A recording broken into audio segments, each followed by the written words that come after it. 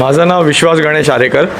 मी GDCA केलं होतं 2015मध्येच, पण या फील्डमध्ये काम करण्याची इच्छा मला रिटायर झाल्यावर झाली. मी डोरन पॉवरला नोकरी करत होतो, त्यानंतर गेल्या वर्षी रिटायर्ड झालो आणि नंतर या फेसबुकवरती जाहिरात बघितली या कोर्सची आणि नंतर ॲडमिशन घेतली.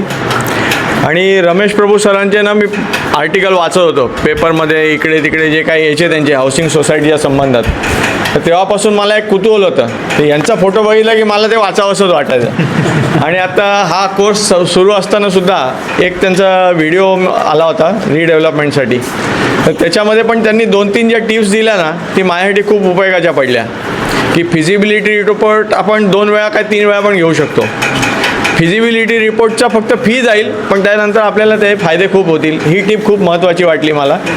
आणि सिंकिंग फंड आणि जे काय रिझर्व वगैरे असतील ते सोसायटीच्या मेंबर्सनी लगेच वाटून घेऊ नका, ऑक्युपेशन सर्टिफिकेट मिळाल्यावर वाटून घ्या. हा त्यांचा पॉईंट मला खूप जास्तीत जास्त उपयोगी वाटला. आणि ह्या कोर्समध्ये सगळेच फॅकल्टी चांगले होते, प्रभू सर आणि उदयशंकर सर, मिताली मॅडम. तर या सगळ्यांनी जे काय मार्गदर्शन केलं त्याचाही मला खूप उपयोग होईल. धन्यवाद. जय हिंद, जय महाराष्ट्र.